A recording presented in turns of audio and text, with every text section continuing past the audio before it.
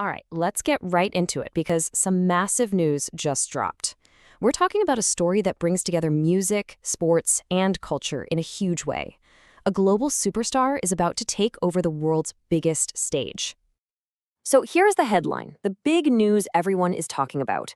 Puerto Rican superstar Bad Bunny, also known as Benito Antonio Martinez Ocasio, is officially your performer for the Super Bowl LX halftime show.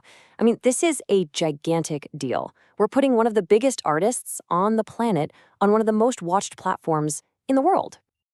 But, this isn't just about booking a popular artist. There is so much more going on here. It's a massive cultural statement, and honestly, it's got some really complex layers to it. So that's the big question we're going to unpack. Why is this specific performance a total game changer? Okay, so before we get into the why, let's just make sure we're all on the same page with the basic facts, the who, what, where, and when of this whole thing. Here are the core details. The who, of course, it's Bad Bunny. The what? The Super Bowl 60 halftime show. It's all going down at Levi's Stadium in Santa Clara, California. And the date for your calendar is Sunday, February 8th, 2026. But look, those are just the facts and figures. Where this gets really interesting is what this all means. This isn't just another concert, it's being framed as a truly profound cultural moment. And for Bad Bunny himself, it's personal. And you don't have to take my word for it. Just listen to what Bad Bunny himself had to say. He said, "What I'm feeling goes beyond myself." He's seeing this as a moment for his people, for his culture, for everyone who came before him. So right from the jump, he's making it clear this isn't just about him. It's about something way bigger. And it's not just him feeling this way. The industry, they totally get it. Here's a quote from a top exec at Apple Music, one of the key partners for the show. He said Bad Bunny's music hasn't just shattered records, it's literally moved the center of gravity in pop culture, putting Latin music right at the heart of it all. And that cultural shift, well, it has a real-world, measurable impact. We're talking serious money and some serious industry power. They're calling it the Bad Bunny effect.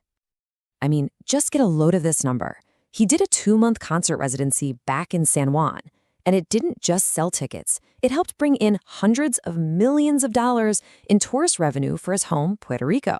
That is an incredible economic impact for just one artist. And look who's noticing. You've got industry titans like Jay-Z, whose company Roc Nation is helping produce the show, saying what he's done for Puerto Rico is truly inspiring. I mean, when Jay-Z gives you a shout-out like that, it says everything you need to know about the respect he commands. So you've got this cultural powerhouse, this economic engine. What happens when you put an artist like that on, literally, the biggest stage on the planet? Let's talk about the sheer scale of what he's about to step into. To really get a sense of how big this is, just think about the last halftime show with Kendrick Lamar. It wasn't just good, it became the most watched halftime show in history. It got Emmy nominations and even won one. So Bad Bunny isn't just getting a gig, he's inheriting a platform with proven record-shattering power. The potential for him to expand his reach is just off the charts. And make no mistake, his reach is already massive. His upcoming world tour is hitting Latin America, Europe, Asia, Oceania. He is, without a doubt, a global phenomenon. But hang on, do you see what's missing from that list? There's a pretty big continent note on there. And that little detail, well, that brings us to the most surprising and, honestly, the most complex part of this entire story. Yeah, you heard that right. Despite having a massive fan base there, Bad Bunny has made it very clear that he is skipping all tour stops in the United States on his upcoming world tour. For an artist this big, that is a really surprising decision. So, the big question is why? And the reason he's given is a powerful one. He has specifically cited fears that U.S. Immigration and Customs Enforcement, better known as ICE, might raid his concerts. This introduces a very political, very personal element to the whole situation. So that leaves us with this incredible, fascinating puzzle, right? On one hand, you have a global icon being celebrated for his cultural and economic impact. But on the other hand, he's taking a very public stand by avoiding a U.S. tour because of fears for his fans.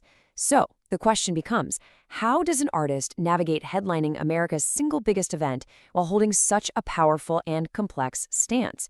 That's what's going to make the road to Super Bowl 60 so interesting to watch.